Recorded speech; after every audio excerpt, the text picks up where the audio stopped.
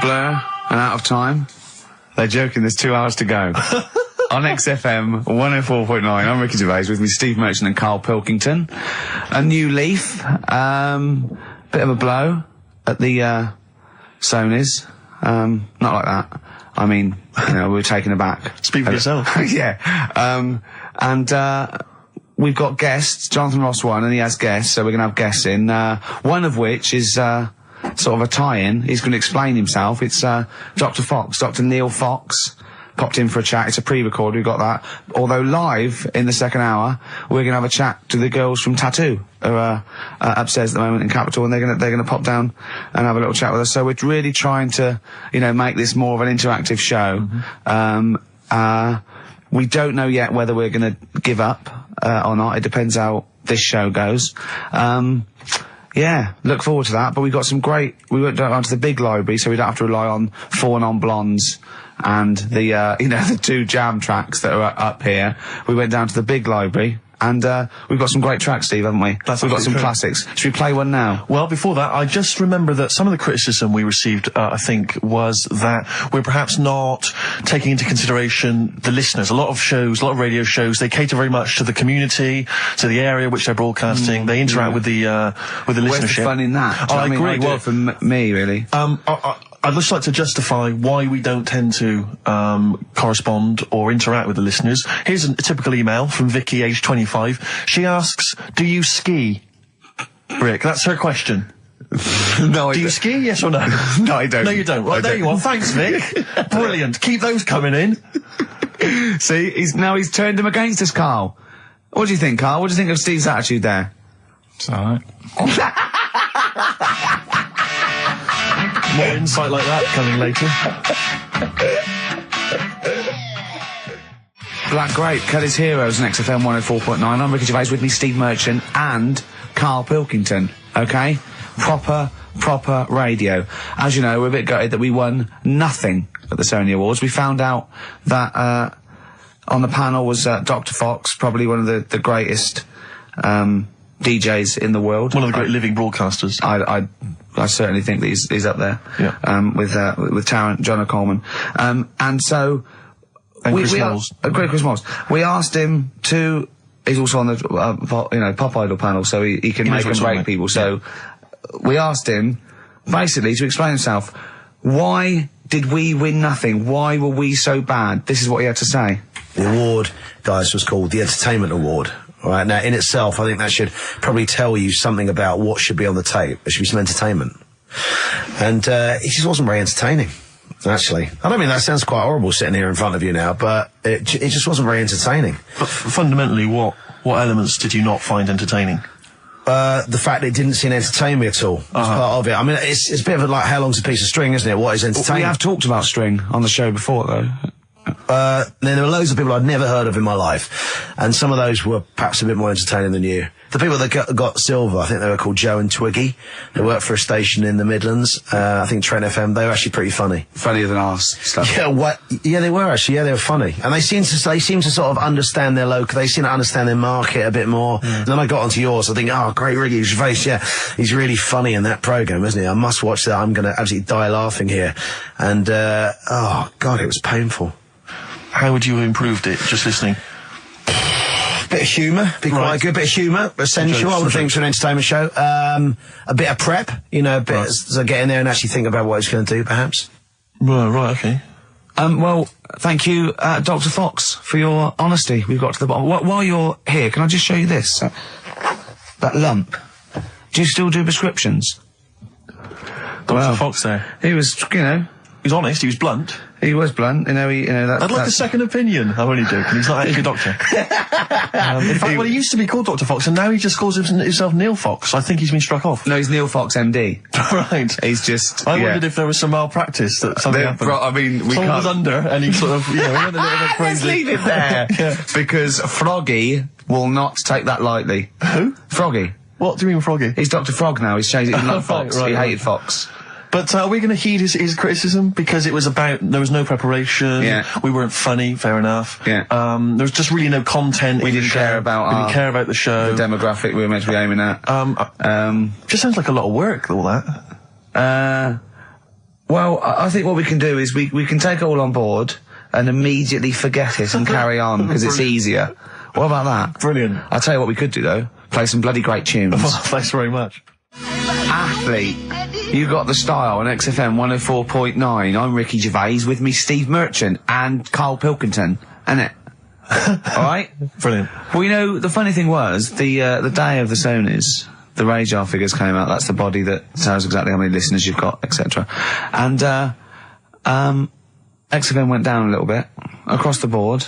Except one show, Steve, that went up 34%. Keep talking. Well, what show do you think that was? I'm trying to think. Would it be Zoe Ball? No. Would it be Christian Connell Breakfast Show? No. It was this little mother of a show.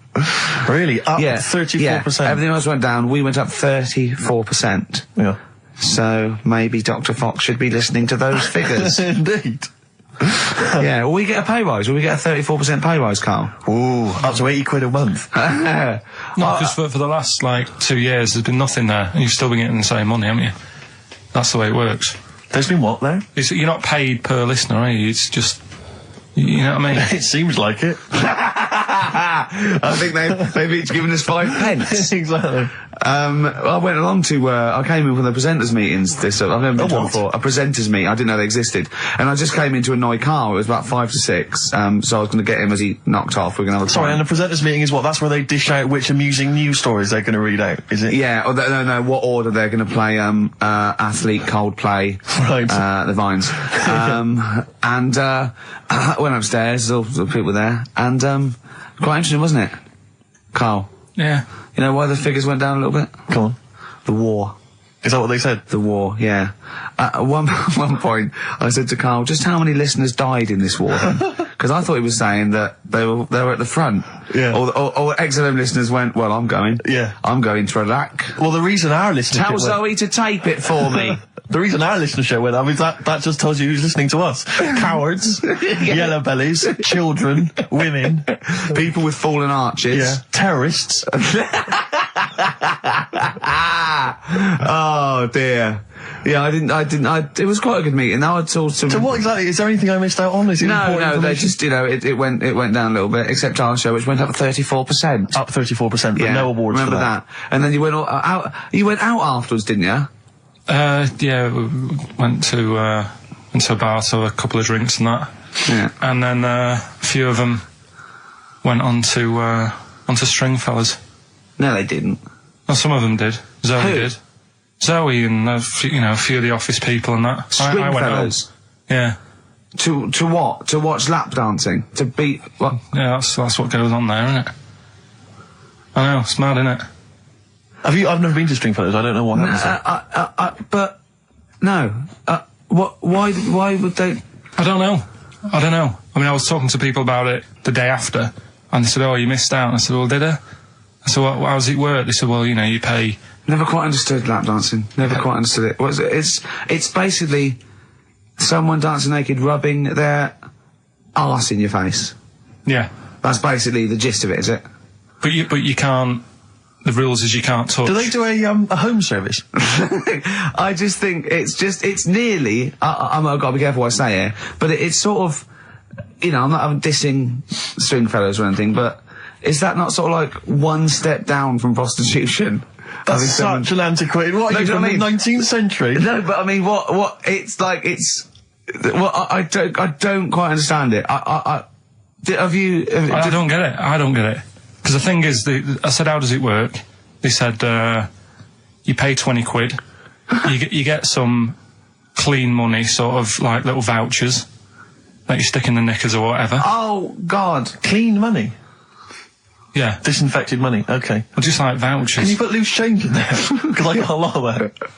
But, I owe you. Yeah, go on. 20 quid it is. Right. And, I just don't get it, because, I mean, I'm not tight with money or anything, but no. You pay your 20 quid, they dance in front of you, but you're not allowed to touch, which to me is like going to a restaurant, ordering a nice big warm dinner, how they put it in front of you, and it's like, well, you can't eat it, and you're saying, but it's going cold. I love the idea of some bloke sitting in Stringfellows, businessman, right, pays £20, there's an arse waving in his face, and he's going... Can I not just... They go, don't. So he goes, it's going cold! It's going cold! Oh, that is brilliant. It's going cold. That is, I mean, see, Karl in the week was saying that he doesn't like sayings and phrases and metaphor and analogy, and I was going, you know, and he thinks it's sort of like, you know, one step away from poetry. But he comes out with the most evocative phrases. That is a straightforward analogy. Lap dancing is like being given a meal that you can't eat. See, that's great. That's how you saw it, and that's so much better than saying it's mad, you can't touch, or it's a waste, or you see what I mean? We were trying to inflame his enthusiasm in the week, and I said about different phrases, and he goes, well, why not just say the actual words? I was going, well, it's more poetic, and I told him the Isaac Newton one. If I have seen further than any other man, it's because I've stood on the shoulders of giants. And I said, well, that's because, you know, he's saying, you know, I'm getting lauded for being this great scientist and all these discoveries and being a genius, but I'm saying, you know, if it wasn't for those scholars before me that had come up with what they come up with, you know, I wouldn't have got this far. Karl went, what did you say? I just said, well, I prefer him to give me a name check. Do you know what I mean, though? If he stood there and he's saying how good everything is, don't just class me, don't sort of put me in with a load of other people. Give me a mention. If you were one of the other scholars? Yeah. Yeah, I think there were probably people that died sort of years before him. I think he's saying more that he's thanking the body of work these scientists and these great men had handed down, you know, through either books, material, teachings. He's not giving a big shout out to the collective science posse. Yeah, yeah. You know, thank you. Actually, I copied Nigel's. It's not saying that. I was like earwigging. I heard what Nigel said about it, about the third law. Do you know what I mean? Yeah.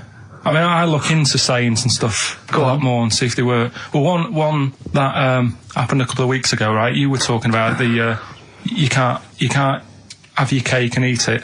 Is that what you said? Well, I never understood that, because I thought, well, what's the point of having your cake and not eating it, rather like your lap dancing analogy? But it actually means you can't have eaten your cake and still have it there. Yes, obviously. Exactly.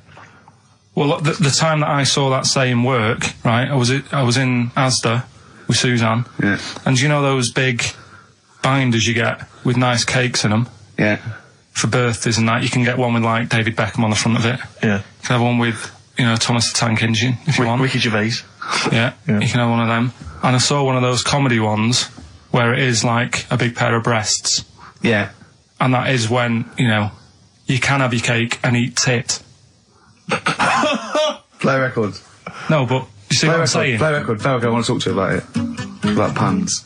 Just XTC and senses working overtime. In the present climate, they should be happy with the work. On XFM 104.9, I'm Ricky Gervais, with me Steve Merchant and Karl Pilkington. Karl, you're poised there. I know what you're dying for. I know what you're dying to do now. You're dying to play some adverts, aren't you? XFM. Placebo. This picture with the androgynous vocal talents at the helm there of Brian Moloko on XFM 104.9. Informed broadcasting. Excellent. Did you see, I don't know if Karl saw it, I know you watched it, Rick, it was extraordinary. It was a Sky One TV show the other night. It was something like reality TV. Oh, I don't know what it was called. Yeah. Excellent. And it was about basically what the fortunes of various... I cannot get enough of it.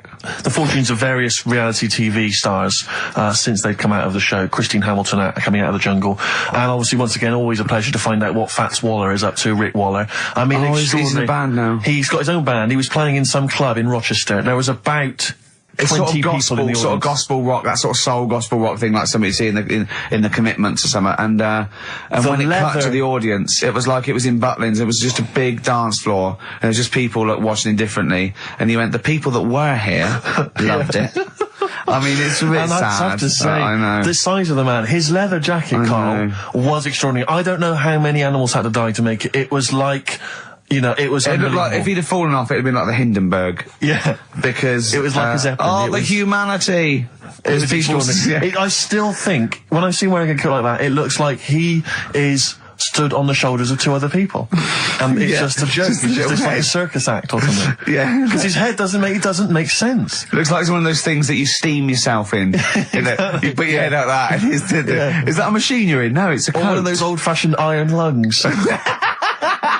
Oh dear. There were some magic moments. But there was a great, because once again, I mean, I missed a lot of the first series of I'm a Celebrity, Get Me Out of Here, but it showed once again the moment with Darren Day. Darren Day, a lovely guy, but that moment where he went off and sat on a rock and came back, and he'd written a song. I know. Which he just, and I can't, it was also things like, I'm in a hotel room in another town. I know, don't. And it was like something you'd write when you were 14. It was unbelievable. When they showed it again, it's just stunning. I love songs you write when you're 14. It's like your first sort of like song where you know 3 chords, and it's always stuff like, there's a man, he's a lonely man, take a look at him, he looks a bit like me. Yeah. It is me. It's that sort of thing, like when you want to play it to someone and you want them to go, my God, you're deep. Yeah. My God, you're brilliant, aren't you? And that's about you, is it? Oh, yeah, it is, yeah. I have to say, this is such a terrible confession. When I was doing a school play once, when I was about that age, 15, right, there was a girl who was in the cast with me, right, and she sort of, she was giving me the eye. I was thinking, well, I kind of thought she was, right? And it was class. But there was another guy there as well. I was sort of competing for affections. Oh, no. And he was quite a witty guy. His name was Scott Hansen. He had long blonde hair. Exactly, yeah. And I thought, well, the way to impress her, because I was 15 or whatever, I thought I was pretty smart.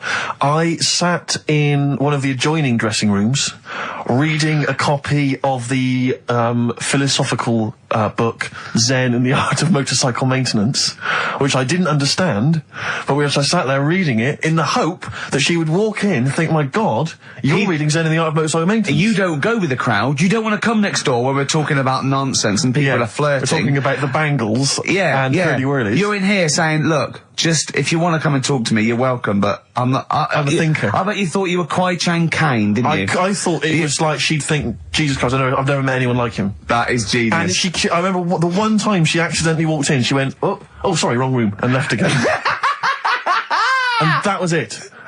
Sorry, at 15, so this is about the time you took to wearing a bow tie to impress slightly people. Younger wearing a bow tie. I love that.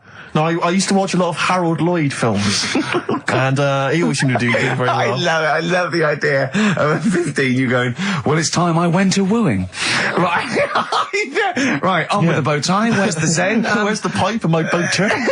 It's a time I got me a bow. Yeah. I love that. But songs are great as well. And the other thing you do, sort of when you're about 15, 16, is start writing songs about, like, the world's trying to take a piece of me. Hey, you think I'm going down? I'm coming back. I'm against the ropes. They try to drag me down. It's like you want to be Cool Hand Luke. Yeah. They put me in this emotional prison. The man's on my back. Who? Who? They try and take a piece of me. Who do? Well, you're 14. Parents and that, don't they? You're really comprehensive. The teachers. Yeah. I absolutely love it. I still remember a poem. I'll not say his name. We're about 14, 15, and we had to write a poem, and obviously everyone's was pretty rubbish, but we mercilessly took the piss out of this bloke because I still remember the poem, and how he did it is he went through a dictionary and found things with that, and this is a poem, right? Okay, remember? I've remembered this for 25 years, right?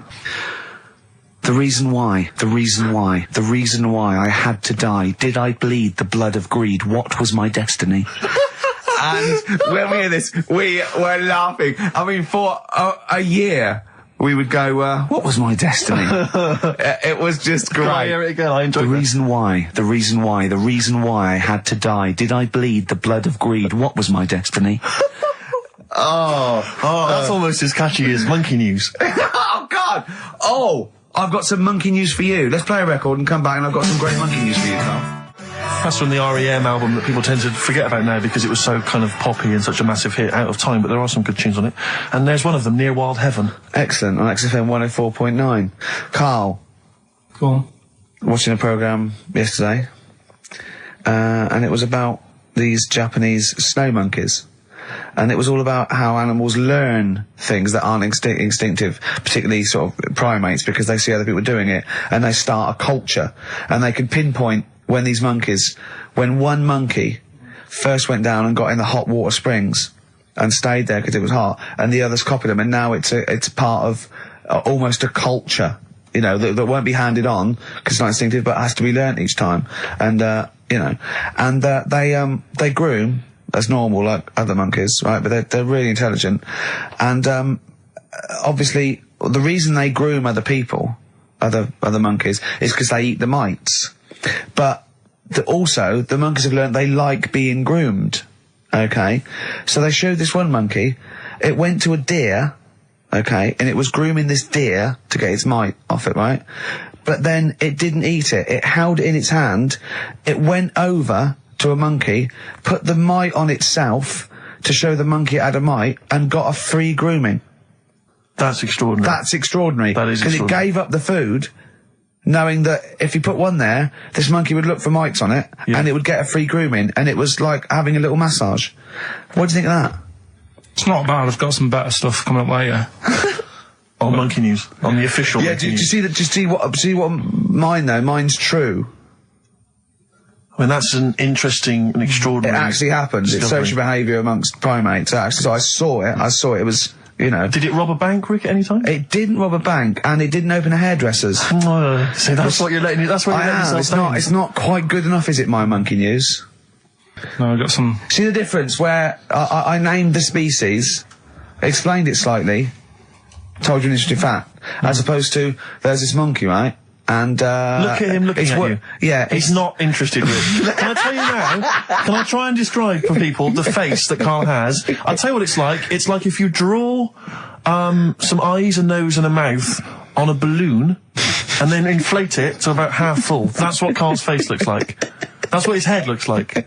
It looks like a face you've drawn on a balloon. Very small, the rest of the head huge. It's just that today I'm a bit tired, right? That's one thing. Why are you a bit tired? I just haven't been sleeping, right? Why not? I don't know. I've got a lot going on in the head. Oh, this would be like The Simpsons. If we could actually look in there would be two monkeys grooming now. Plus, you've been talking about like stuff that I can't relate to and that. So I'm What, writing poetry? Like what? Reading books? you know, doing poetry and stuff. I never did any of that. What did you do? Well, at school they didn't bother. They tried to get us to write more, right?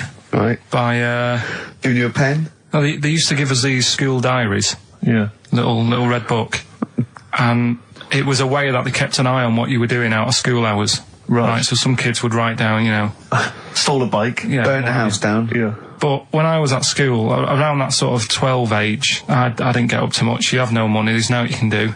So every night it was the same thing. I'd get home, and I'd have to go to the shop, right, and get some potatoes and some bread every night, right. And I kept taking this into school. Sorry, what was it? Dublin in the 17th century? Yeah. What do you mean every day you went to the shops and got potatoes and bread? That's kind of what I had to get all the time. That's what we had. Why? What did you have? Chip sandwiches? Yeah. Right, so you went to the... you went there. So I kept With your hoop putting and that. stick.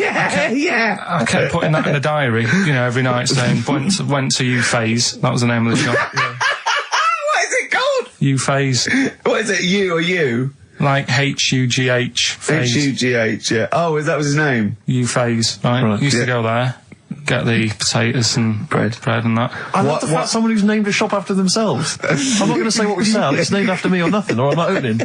Mainly potatoes and bread. White sliced loaves, King Edward's. And the teacher used to always say, just write something different in there, make something up. Because like, you know, Monday, Tuesday, all the way through to Friday, every night, it was just, went to Euphase. Went to you. So you sort of... You came Are you to... sure it wasn't an advert? Sure he wasn't paying you to say, get my name in the book? Yeah. The only time that it changed, and she said, oh, that's made it a bit more interesting, was when it was my birthday and I had to buy a cake. Potatoes and a cake.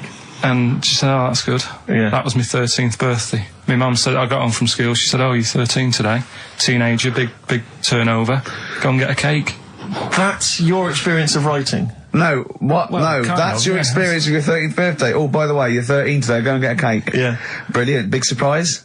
Was it a big surprise? Yeah. yeah, that is brilliant. I love it. That's the only sort of writing. What, and they never asked you to write essays or stories? Did you never write a story or a poem or a... The stories I did earlier on were, you know, you made them up, but it was that thing that I'd always end them with, and an alarm went off and it was all a dream. Every single one of them. Yeah. But they didn't, I mean, it was a bit of a... I bought some potatoes and some bread, then I went and it was all the drink. Then I went to Shops and bought some potatoes and bread. But did you ever do anything that write about an adventure when you were a spaceman, or you were you were a cowboy, or... No? All the teachers, had scams going on, so, in English, right, you'd go in there, and the teacher would say, right, what we're doing today is, got a load of brochures from Thomson, but they say, 1983 on the front, so I've got a load of stickers here that say 1984, let's see how many you can do in half an hour. You are joking. Did you go to school with Oliver Twist? Sorry, you are joking. I'm not, that's what they did. So the teacher must have been getting, a freebie or something for helping them out. Honestly, yeah, that's what it was. That is fantastic. They were all after it. They were all, other than Mr. Fagan, you had... Yeah. And then when they saw Karate Kid, they had every kid washing their car going, wax on, wax off, hurry up. Yeah. I'm teaching you something. Wax on, wax off, paint the fence. So I'm just saying, that's why I'm a bit quiet, because you're talking about stuff I can't relate to. And why didn't you sleep last night?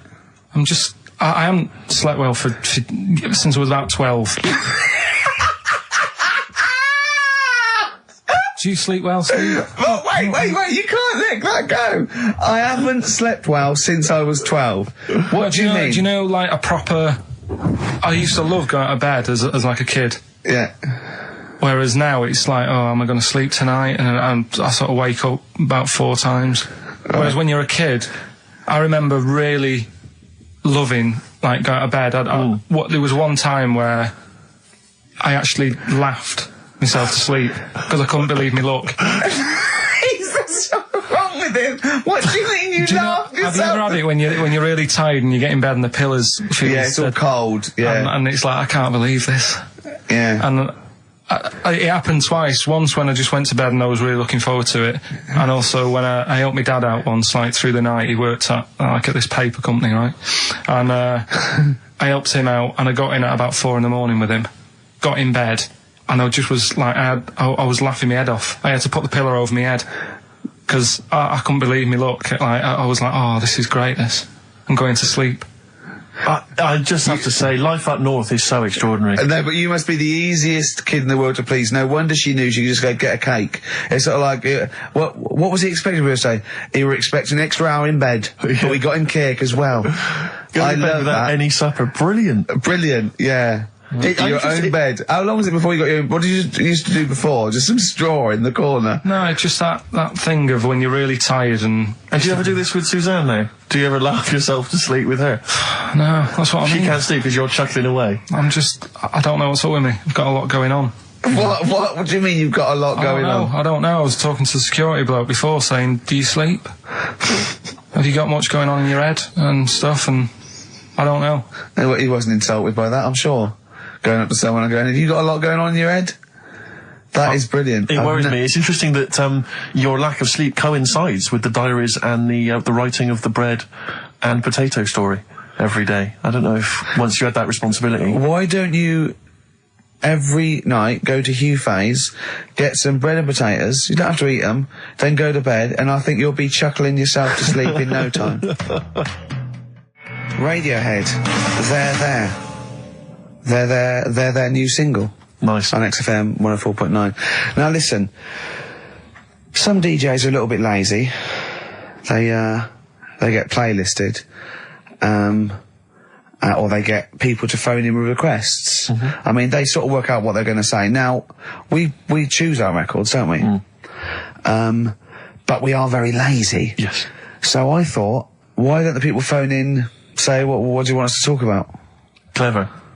Yeah? Clever. I mean, because I'm out of stuff. I didn't come in with any stuff anyway, but I mean, I'm out of just... Yeah. What's the number, Karl? Sorry, are you out of breath, having finished that sentence? No, I've been squeezing his head. Ah, right. Fine, as long as there's a decent reason. What I do, my technique, I'm only allowed to squeeze his head between 1 and 3, aren't I, Karl? Yeah, that's right. And what I do is I get ready. There's one I do the clamp either side of the temple and I squeeze. And that's dangerous because I think the head isn't as strong that way. So I don't go too fast. But then when I put one on the forehead and one on the back of the head and I squeeze, I go really hard, don't I? So do call in with stuff to talk about on 08700 800 1234. See, I don't know what Dr. Fox is talking about. I can't believe any of the award winners have ever spoken about the various techniques to use while squeezing a person's head. And then phone in, what should we talk about? I'm stunned at Karl's rudeness, okay? That's badly drawn boy, by the way, all possibilities. There's a lovely chap just calls in saying about, and Karl, because the record's ending, he doesn't say, oh, I've got to go to the record's end. He went, yeah. And he's probably still there. Well, cut him off. Well, just check if he's still there. He doesn't want to be on radio. He said he didn't want to be on the radio, but I think he should apologise. I'm still here, hello? Hello. All right. I'm still here. I did ask not to be put live on radio because I get very embarrassed. No, don't worry. All we wanted to do is we just wanted to apologise for Karl's curtness and his rudeness. Now, all I want to say is the station is good because you couldn't have a worse slot on a Saturday afternoon, right? Because the youngsters are in the boozers, the older fellas are doing the punting, the racing, the football and whatever. The thing is, the state you play, if you want to get number one... This is XFM, not Radio 2. If you want to be the top, all you got to do is start playing Natalia Umbraglia, this and that, and have your audience with one puke of hair between four legs, okay? Thank you. There you go. No, that's why I don't want to go live on radio. But you are dead, when Christian got a little bit sick about being 13, then he got to go, whatever. You're the soundest station in the area, you cover... I don't like all the stuff you play, the station plays, but you're actually doing what's there. Thank you very much. You keep going, persevere, and you'll make it's well worth listening to anyway, okay? Thank you, cheers. Otherwise I wouldn't... Can you hear us? Thank you, bye. Dead sound, mate, be careful, yeah? I mean, I can see why you cut him off. Stop it. Man alive. We've had so many calls. Karl was getting annoyed. There were so many calls. And we've had suggestions from Ned saying talk about Jimmy Savile. John in North London. I've just got John in North London. What does he want us to talk about? Oh, I've forgotten. Becca from Liverpool wants to talk about Tracy Emin and Damien Hirst. Art. Paul Andrews. Your mum called. Stop calling her. Tell her to listen to XFM. Yes, you, Paul Andrews, is about 38, at home with your wife and kids. Your mum just called in. I think someone wanted amazing monkey facts. I can't even do this right, can I? To be honest with you, last week we were slagging off Karl as being the weak link in this show. I think it's clear what the weak link is. Oh, God, who's the bloke who wants Hayley to go with him to X-Men? See, I shouldn't make notes. What's wrong with you? If you didn't spend so much time squeezing his head and eating pies, we might get something done. Right, okay, then what should we talk about then? Right, play a record and we'll discuss this. Tracy Emin, make your bed. Make your bed. Damien Hirst, stop cutting up sharks and things. Picasso. Alright. Right, Rockbusters, what have you got for us, Karl? Right. There we go then. 3 clues, 3 cryptic clues, couple of initials. Email in, ricky.gervais@xfm.co.uk, win some stuff. Do you want to go through the stuff? Yeah. You get them. You're definitely improving yourself as weeks go on. We've got a 3 CD set of the best of Inspiral Carpets. How they've strung that over 3 CDs, I've no idea. Yeah, I know. Extraordinary. A number of other CDs, all of which are okay, plus a T-shirt and a copy of Marion Jeff Series 1 on DVD. Not bad at all in an XFM bag. Well, he's noticed X-Men 2 isn't there, because it's not out yet, but it is at the cinema, so I think Hayley should go with, what's his name? Shut up. Okay. Right, go on, Karl. Right, the clues are, clue 1. Oh, they're having problems. This is... Right, brilliant. Rockbusters. This is what we've been in for. I tell you what, I think Foxy was really soft on us. I think he's... Oh, go on. This is what we tune in for. Okay, so this clue 1 again. So go on. This is brilliant. Come on. This is like Who Wants to Be a Millionaire? It's class. Come on, Karl. Don't worry about him. He doesn't understand radio, Karl. I heard his show before we had us. He was doing it. It sounded just like Dr. Fox. Yeah. Right, go on. Clue 1. They're having problems. They haven't got any rice.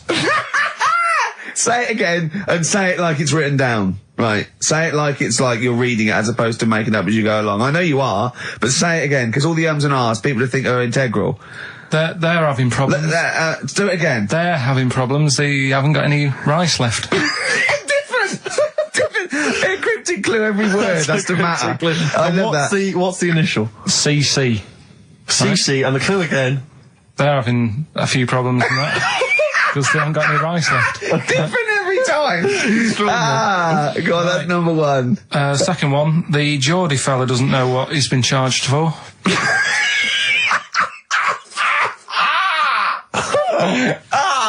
Okay, and what's the initials there? DW. The Geordie fella doesn't know what he's being charged for. Right. And the final one, if he had 2 bricks and he had to throw them at 2 women, right? Stop! Right, you've got to go through this without going, right? Oh, yeah, just do it again. Just say it again. Think what you're going to say, then say it. I had 2 bricks. Oh, no, it was if I had before. Well, I've got to put... Stop it a minute! Stop! Because I'm going to burst. Right, Carl, work out what you're going to say and say it. Right. Okay, just calm down. Can we just everyone calm down? Okay, right. I had 2 bricks to throw at 2 women, and I didn't hit either of them. Right, okay. The initials MM. Right, so Okay. quickly again. They haven't got any I've rice. got that! I've got that, and it's brilliant! That is a brilliant one! Okay. Right? They've run out of rice, they've got problems on their hands. CC. Right? The second one, Geordie fella doesn't know what he's being charged for. Right? DW. And I had 2 bricks to throw at 2 women. Didn't hit any of them. Right? That's MM. Email in, ricky.gervais@xfm.co.uk. Brilliant, play a record. Win some stuff. It's email only, ricky.gervais@xfm.co.uk.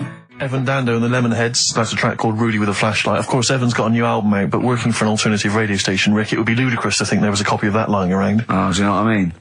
But email only the Rockbusters, that's what this is all about. Rockbusters. Coming up soon, Monkey News. Indeed. Plus, of course, I have very special guests this afternoon, Tattoo. Oh yeah, be in a minute, won't it? Look forward to them. Adverts? Yeah. White Stripes, 7 Nation Army. On XFM 104.9. Karl, are you thinking of starting a family?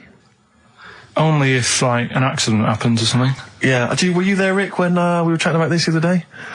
Oh, yeah, no. What did you say, Well, Karl? we were talking about his career and because he's on MTV and I was going, oh, you got to do this now. He's going, look, if it happens, it happens. I've said to Sarah, if it happens, it happens. She goes, well, what are your plans? I was staying with Gervais. She said, are we going to have kids tonight? I go, look, if it happens, it happens. I go, well, how will it happen? He goes, if a condom splits. Amazing. I love the idea that that's the way you plan for a child. Imagine telling them that. Where was I conceived? Can't remember. The condom split. Yeah. You're an accident. I love that. The romantic nature of that is Well, I was just told I was an accident, but, you know, it doesn't Well, matter, fair does enough. it? Yeah, it doesn't matter. That makes a lot of sense. Yeah, but it doesn't But matter. do many people sit down and say, right, do you think we should? Yes. Well, they lay down. Yeah. I'm busy. You can't sit down, you haven't got time for that discussion. No, it doesn't mean the conception. I think it means bringing up a child till it's 18. But the thing is as well, it's one of them, innit? It's like, if you think about having one, you go, well, the sort of negatives, you know, outweigh the positives, Yeah. I think. Right? Go on. But if you have one, you go, oh, it's not that bad, is it? So what are the positives and what are the negatives? Like I say, the negatives outweigh it. I can't think of that many positives. They get in the way, don't they? Cost you a lot. Cost a lot of money. Same with marriage. Like Suzanne's saying, we'll get married, so what for? Well, marriage doesn't cost anything. Well, it does. Well, no, if you go to the registry office and then buy a house. But then what's the point? Well, tax breaks, you know, presents. I don't think you get them anymore. Do you? I looked into that. You old romantic. What would you rather have, a ring or a 3% saving? Yeah. Oh, I love it. I love it. Well, I don't see the point anyway. I got down on one knee and presented her with some inland revenue forms. yeah. Just to show the benefits. That is great.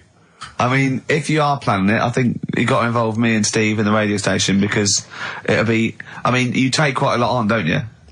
So if you've got a kid at home and you're not sleepy, you haven't slept since you were 12, you've got this, you've got MTV, you've got a kid, you know, it might be one step too far because I wouldn't want to push you over the edge.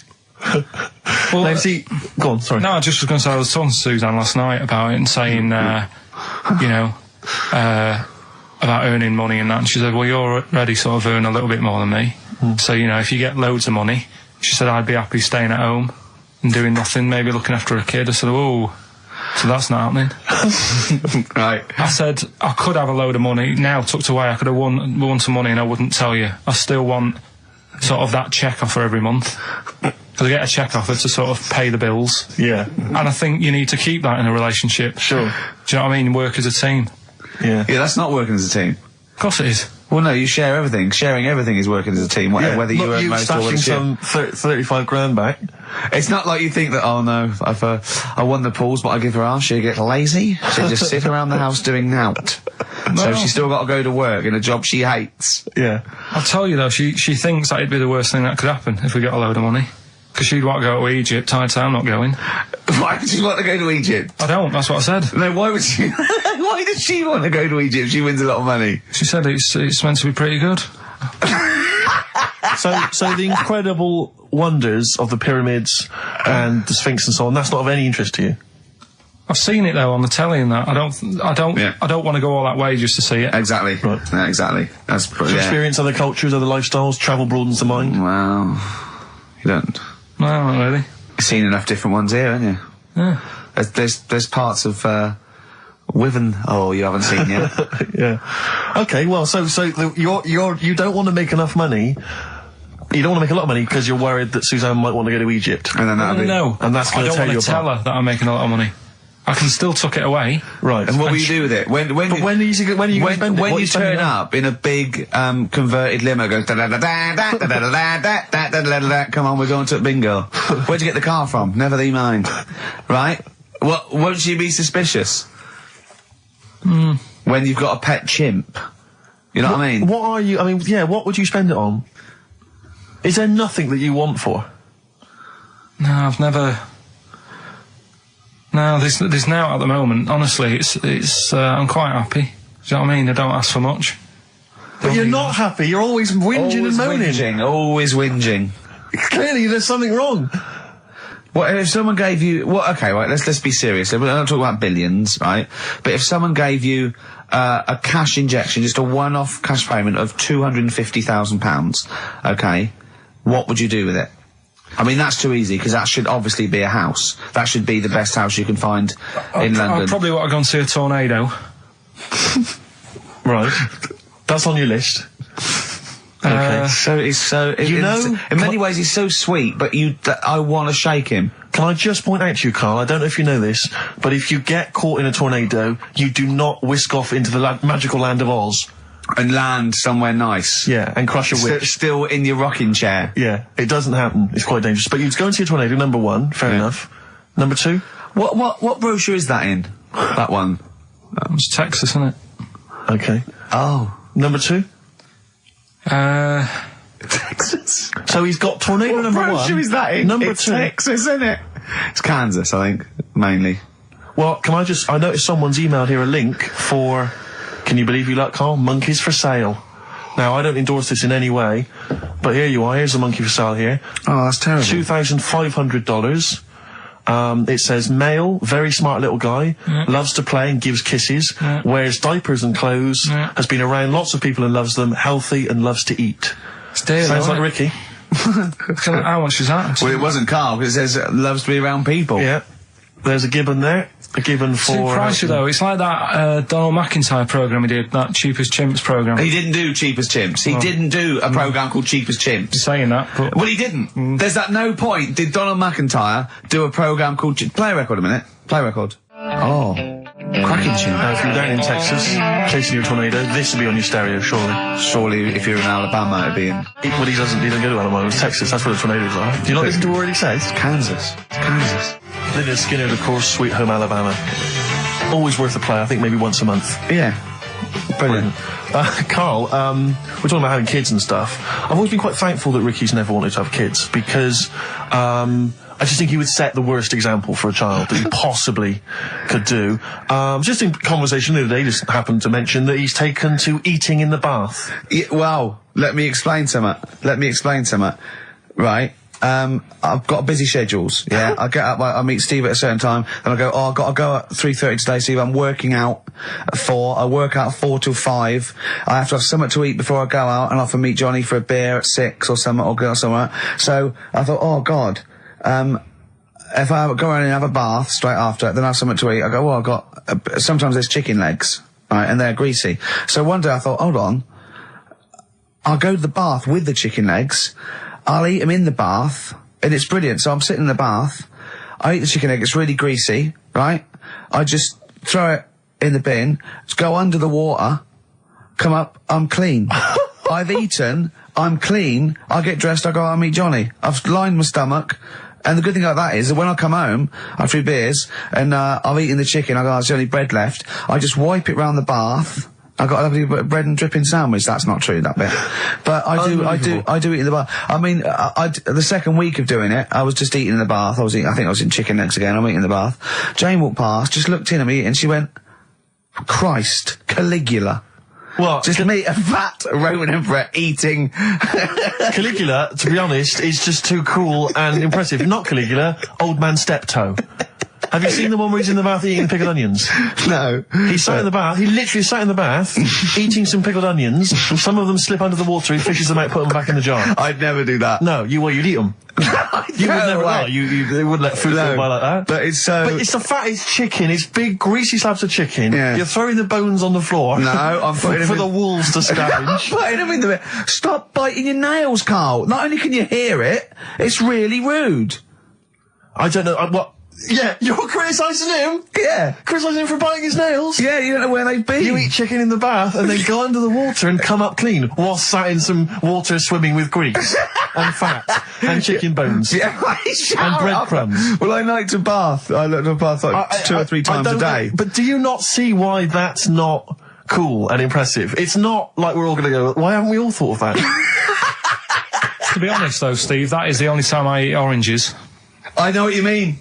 Yeah, that's, I've always thought that, an orange, I go, oh god, this is too annoying, and I don't bother eating oranges, unless they're tangerines, you can peel them in one and put them in one. I don't have big jaffas, it's not worth it. What is wrong with you? Firstly, have you ever thought about cutting an orange into 4 quarters with a knife? Waste. What do you mean a waste? More washing up. Yeah, right, so this is what this is why you can't sleep at night. Because you're thinking, I've got to run a bath and have an orange. I haven't got time. I'd like an orange now, I need the vitamin C, but I've got to run a bath for it, at least have a shower.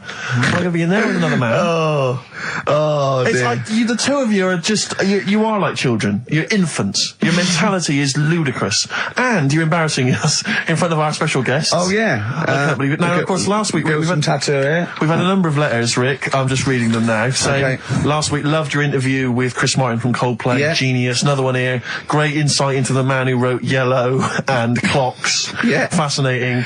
Steve Merchant's interview with Chris Martin was amazing. He showed his own TV show. Yeah. Just some of the letters we've received, Rick. Yeah. So this week, we're very lucky to have with us Russian pop act Tattoo. Round of applause for them. Hello. Lovely to have them here. Tattoo. Now then, of course, there's been much controversy that your kind of lesbian shtick is just something to try and whip up some press attention. We are proper lesbians. We love fanny more than cock. Okay, brilliant. And Tattoo, lovely to have you here. Thanks for coming. Yeah. Now then, you've got some live gigs, I understand, planned. Yeah. Duh. Okay. I can't help but notice that you sound, dare I say it, Tattoo, you don't sound so much Russian as German. No, we cannot do the accent properly.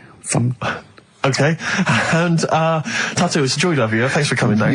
And finally, your lesbians would, for instance, either myself or Karl be able to convert you from your lesbian ways? We like the muff so much that the knob is no good for us. Alright, well, thanks very much, Tattoo. Yeah, thanks, Tattoo. Thanks very much. Cheers. Extraordinary. Next week, share. Brilliant. So if you've got any guests, special guests you love us to interview, then let us know. Ricky.Gervais at XFM.co.uk. Look at Karl's face. And we'll try and get there. Oh, dear. Play a metal, Karl. Rockbusters answers next. I was going to say, well, do you want to do that? No, let's do it next. After the record. Just going to say something. What were you going to say? About gays and that. What? In a bit. What were you going to say? Oh, we'll look forward to that. Martina Topley Bird. Need one on XFM 104.9. Right, there goes the girls from Tattoo. See you later. Well Thanks, done. girls. Cheers. Right, a couple of listeners Karl, what were you saying before we cut you off? Yeah, it's just like, you know, you had the girls in and that, and it reminded me, I was talking to Steve in a week. Yeah. I think it's, when people were talking about going to Stringfellas and that. Yeah. I was talking about seeing naked people. Yes, I asked him, I said, when he used to watch, say, he accidentally flipped onto BBC Two and some ballet was on, would his eye ever been drawn to maybe the gentleman's lower regions rather than the ladies? The gentleman's package. Yeah, would your eyes ever be accidentally drawn to that and you couldn't resist it? And you said yes. Yeah, because, right, I don't think I'm Oh dear. Well, go on, I mean, fair enough. No, right. I'm always looking at the beautiful ladies, but fair enough. Yeah. No, go on. But, right. Have you ever looked at Wayne Sleep's testicles? I went out. Have you ever looked at Wayne Sleep's penis and testicles? I went out on a night out, right? And it was it got to some point in the night where 2 women and 2 fellas got on the stage. Right. Right? Started stripping off. Yes. Yeah. Just what, members of the audience? No, I think they were, like, part of the act. Right? Right. And, what was this, panto? the fellas had, like, their undies on, and the girls just had their knickers on. Yeah. Right? And, sounds pretty erotic at the moment. Go on. And at the same time, they all whipped their pants off. Yes. Right? Yeah. It was Bucks Fizz, wasn't it? The adult show. Now, I said to Steve, at that point... Sorry, I wasn't there. He said it's to be later. yeah. I said, well, you have a quick glance at the fellas. And then the annoying thing was, I thought, right, now I'll have a look at the women, and it was too late. They put the knickers on. How long were you looking at the fellas? Not that long, but why were you looking at them first? That's human nature, innit? Why? I don't know, but I'm sure you would have done the same thing. You just sort of think, well, how are they shaping up? So it's a comparative test. So who had the biggest knob? Which one of the blokes had the biggest knob? No, it's like, normal.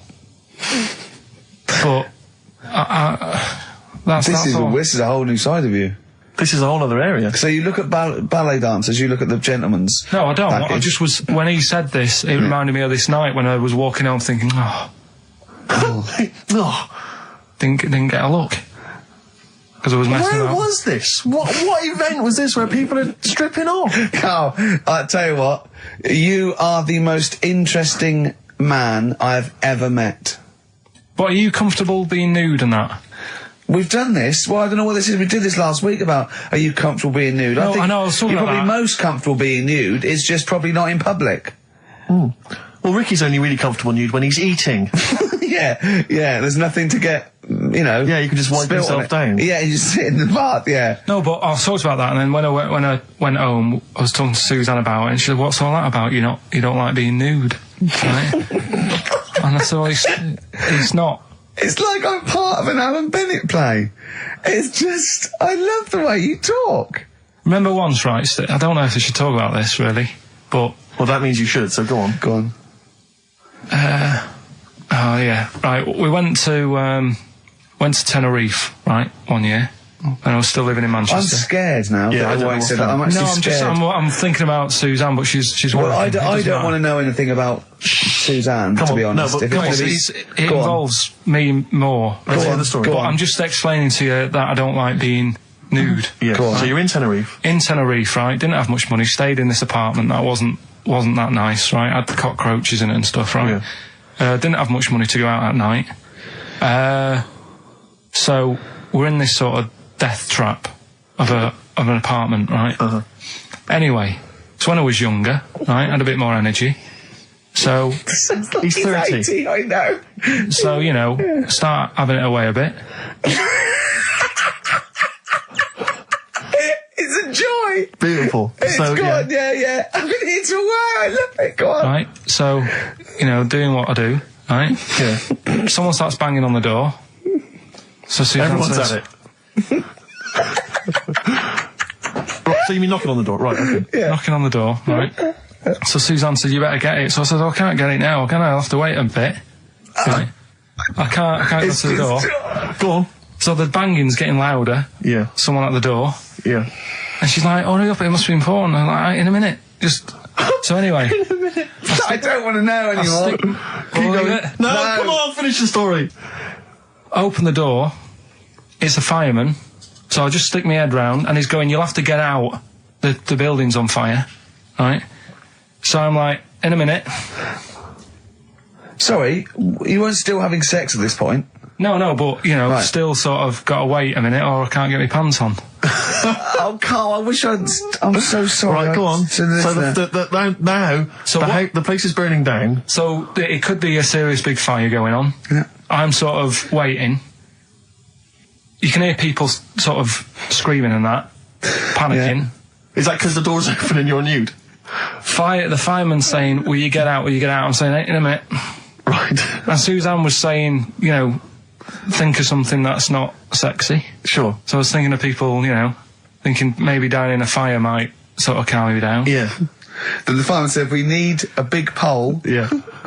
Yeah, Sure, go on. But what I'm saying is that, to me, I wouldn't have wanted to go out and be safe over, do you know what I mean, over being naked. I don't like walking about without on. So what I'm saying is, even if that fire... I love the idea of everyone huddled in there with all the firemen. It just, the camera spans along and there's Carl. Yeah, a just local news report. naked. With still But would you have gone out with now on? But why do I have to go out with now on? I'll just grab a pair of jeans. All right, but you've just, you know... What? There's a fire, Carl! Yeah, but See, not everyone looks at men's packets. That's only you, remember. Most of the other firemen wouldn't be going, oh, look at him. But He's what I'm pleased- interested in is he's how pleased long... to see us. Carl, how long did it take? And did the thought of dying in a fire help?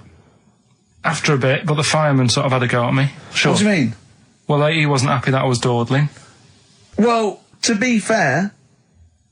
But what can you do? Answers on a postcard. To the usual address, XFM, care of Leicester record. Square. Well, let's just get these rocks. So let's play a record. Let's have Rockbusters and Monkey News. we don't have time for afterwards. monkey news. We'll squeeze them in. Wow. Life on Mars by David Bowie on XFM. Right, come on, we're running out of time.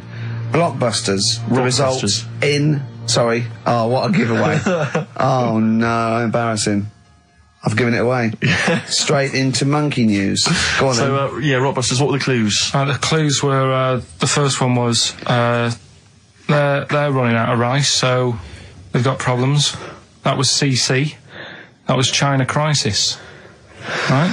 Okay, yeah, if they ran out of rice in China, it would be a crisis, fair enough. Second one, the Geordie fella doesn't know what he's being charged for. Right? That was Bill Wyman. Brilliant. Yeah. Brilliant. And the third one, I had 2 bricks to throw at 2 women, and I didn't hit either of them. That was Mister. Mister.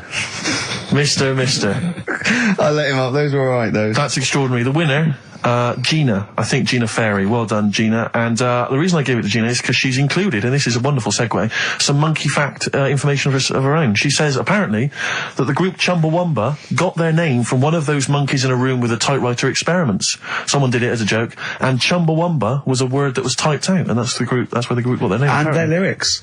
Absolutely, yeah. Which is good. So let's have official monkey news. Play the jingle.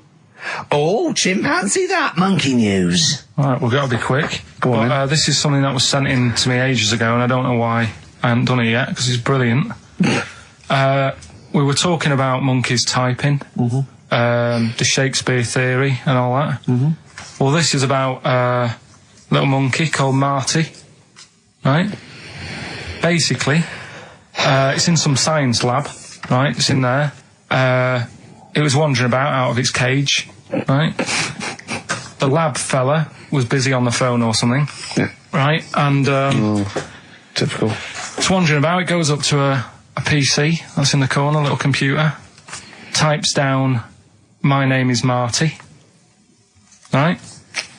So the fella got off the phone, saw this on the screen with the monkey sat there, says to his mate, "Have you done this?" Right, hold on, Carl.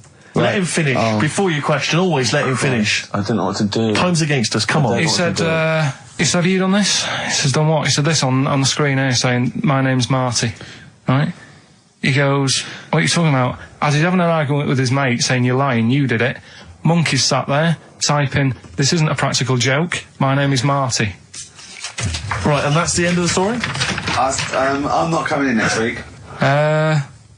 I think we need a week off. I actually think we need a week off. He's doing a web chat or something. You can go online and have a chat chat with it. The monkey's doing a web chat. I don't know. Has he got his own Carl, website yet? His favourite Buffy the Vampire Slayer Have a artist? look at that.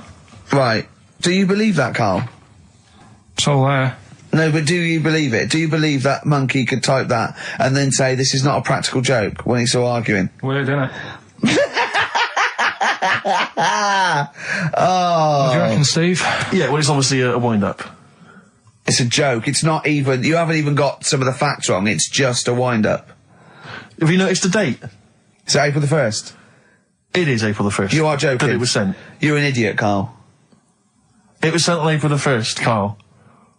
So you're saying the monkey knows it's April the 1st, but you And don't he's doing believe... a wind-up, yes. Yeah, I think the monkey has thought, I'll do it on April the 1st so that people think that it's a wind-up. In actual fact, I am a monkey that can type and read. It's a shame you never went into investigative journalism. You could have brought down, you know, the poor Watergate Carl. scandal. Poor Carl. Well, I was thinking of a song that sums us 3 up. Yeah? What are we? What do you think? How would you sum us up? Tricky. Well, young, gifted and black. True enough. Apart from a couple of them. Yeah, well, we're not gifted. No. And we're not very young. No, I'm certainly not. Shall we take a week off? Yeah. Should we maybe just knock it on the head altogether? We'll take a week off and see what happens. Okay. See you next... No, let's not see you next See you in a week. couple of weeks. Yeah. Cheers then, Carl. Landed, Mr. Ben Folds. We've landed on XFM 104.9. Ricky Gervais, Steve Merchant, and little Karl Pilkington, and his magical little manky, round, baldy head. He was described as a wacky mank in one of the papers this week. Really? Brilliant. Well, remember we were talking about it last week about he came round to my house and I popped out my Mr. Johnson, sure, to take a little look at. And his two that made daughters. the papers. That made the papers. Wow. What paper? It wasn't front page of the Times. It must have been like the Daily Star or something. Just squeeze Live 8 in the second, on the second page. Yeah, so Wacky Mank. Wacky Mank. That's Wacky great. Mank. Wacky Mank. We had an email from someone that reckons they remember you from body popping round Salford Way. Yeah, Eccles Precinct, apparently. You know that, don't you? I wasn't doing it round there, though. What do you mean? I was round Stretford. Arndale. And what were you doing? What sort of body popping was it? Just a bit of everything. Caterpillar. Bit of moonwalking. Do you have a little piece of line you used to carry around? Well, mates had that. Right, you didn't bother with that. Borrowed theirs. Were you any good? But you weren't breakdancing, well, you weren't spinning on your head and stuff, you were more body popping. Well, I hope he wasn't spinning on his head, because you know that can sort of give you little brain damage and things. It can give you brain damage. Also, it can wear your head down, and also it makes your head perfectly round. Yeah. Because the gravity is pulling on. But if you keep on doing it, obviously it's going to wear your hair out, yeah. So you become sort of like a stupid, bald, and roundy headed. Yeah. So I very much doubt that you did do any of that. Did you, Karl? Didn't do any of that. Well. So you're shooting off in a minute, aren't you? Well, yes, because we were trying to make poverty history, Karl. Yeah. People are making poverty history all over the place. They're putting on a wristband, and it seems to be working, because I haven't been poor for ages. I haven't been poor. And Alex had a stop bullying. Alex was wearing a stop bullying wristband, and as he himself said, he seems to have sorted that out. You haven't been bullied for I haven't been ages. bullied for years. So wristbands work. I saw one in a shop window the other day which said, stop child abuse. And I bought one, obviously, because a lot of people say, you know, does it make a difference? But it was only £1, and I'd only spent it on kiddie porn. So, you know, I think I've made a little difference there, in a small way. On a serious note, though, I like the idea that stop child abuse. If you're a paedophile and you're walking along the street in your Mac, right, you got a puppy in one hand, a bag of sweets in the other, and you see this wristband, and you go, oh, stop it. Oh, okay then. Yeah, I hadn't thought before. That's what I think. Okay, fair enough. Yeah. Well, I won't be doing that again. Yeah, he was hanging around in Topshop for unsavoury reasons. He saw them in there for only £1. Karl, we haven't got long, have we? We've got an hour and a half because we've got to shoot off. I've got to shoot off down to Live 8 and introduce Rem. So we got a lot to pack in. We got the Rockbusters, and then we give away. I just saw those. I'll finish the sentence in a minute. I look forward to it. I'm getting excited. Yeah. I'm getting excited. So we got so much to pack in. Yeah. I haven't got time to finish all my. So listen, right? You know the things we're giving away: the signed little Homer, the Nigel Tufnell thing, and the Flanimals. Right? It looks brilliant. They've done a brilliant job. The people here at XFM. So take back all you were saying about them. Carl. And also, we should say as well, you've still got a chance to win that, because if you get today's Rockbusters, you go straight into the hat for the big draw, so you've still got a chance to win all those top prizes. Play a record. Bit of Monkeys. Yeah. Monkeys. Pleasant Valley Sunday. Alright, do you like that, Carl? It's alright, yeah. What's it about?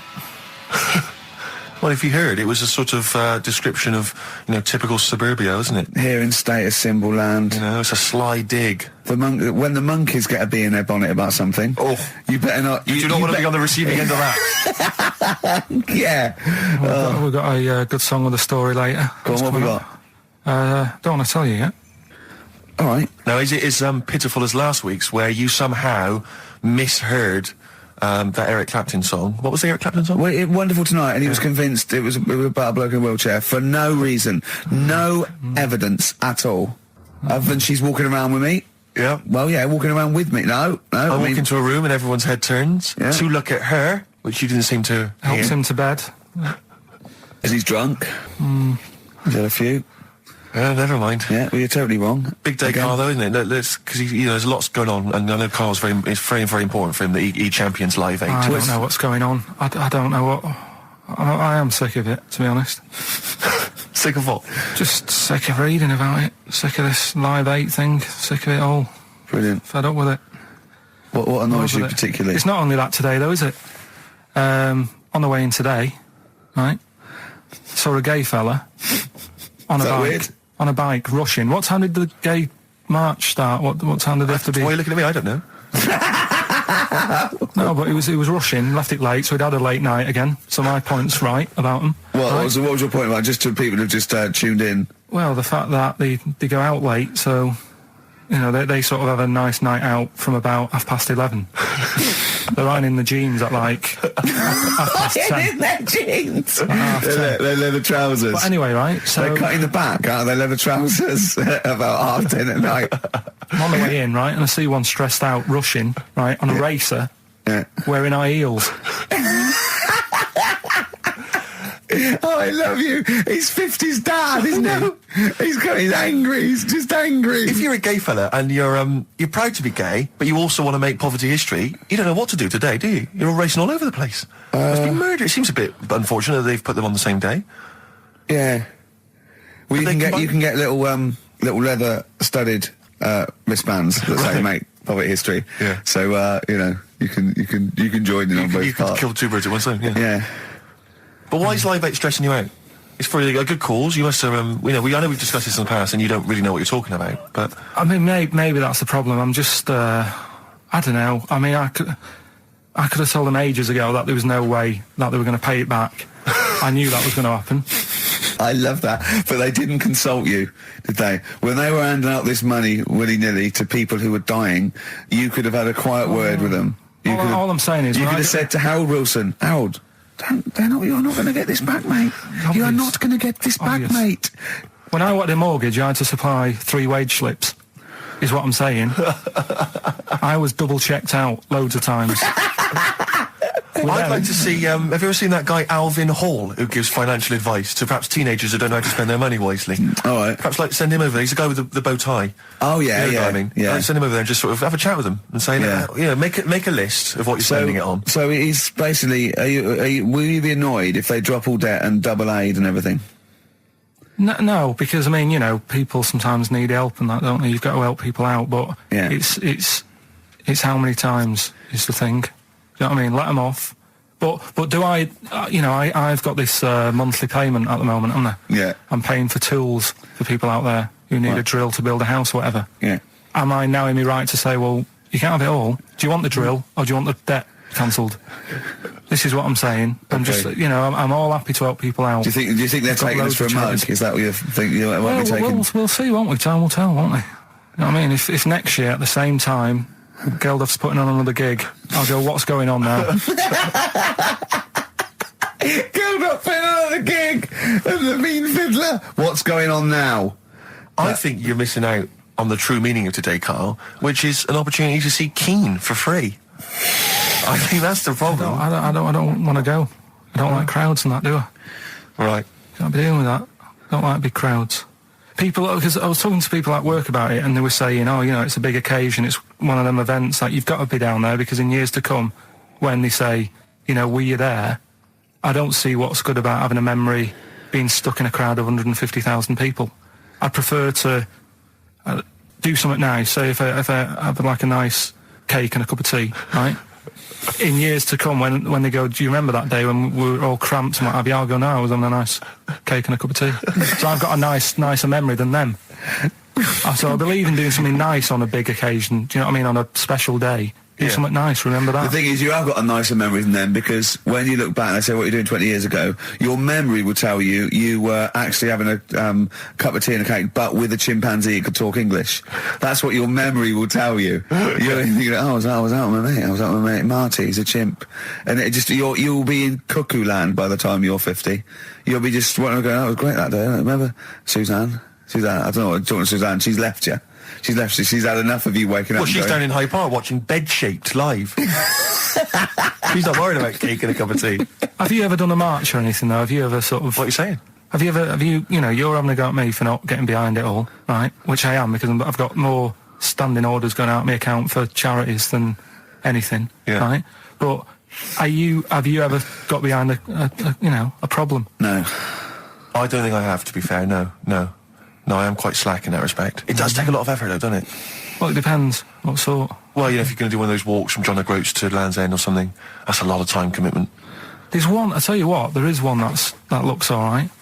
On Portland Place, just off Oxford Street, there's always just a little Chinese fella sat on the pavement, right? Oh, I've seen him, yeah. What's that all about? Yeah. He's just sat there with a poster, but you don't know what it's for, because it's in Chinese. Yeah. So he's just always sat there. But that's for me, that's the sort of march I want, where you just... And he's only there when it's sunny. If it's raining, they don't bother. I tell a lie, I did pop down when all those women walked through London in their bras.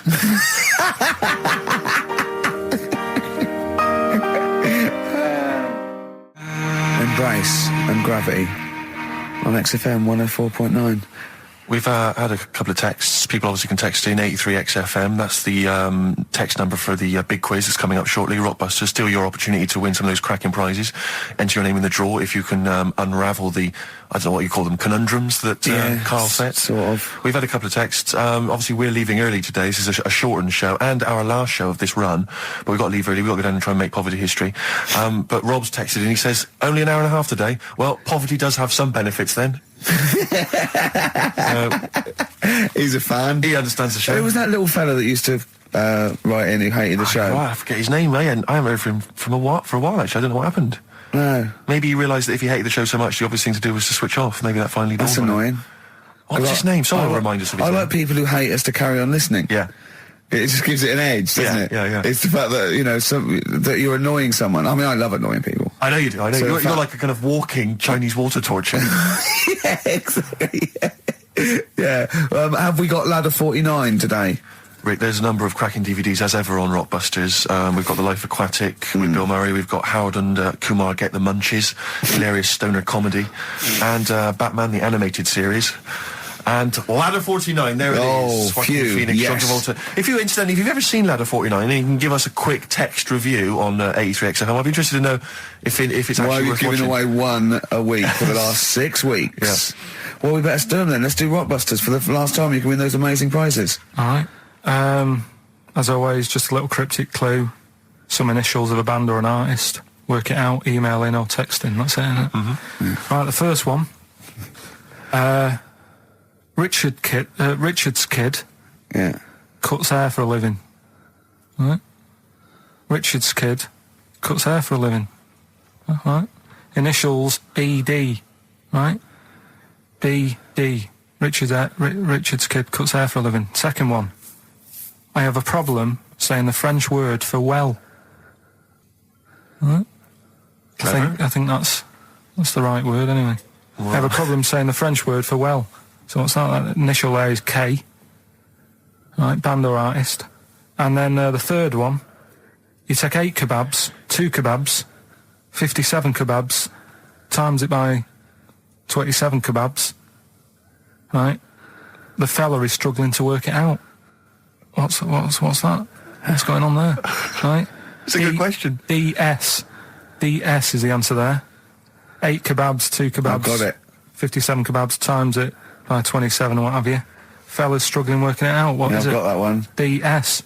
So just email in ricky.gervais@xfm.co.uk or on the text 83936. Yeah.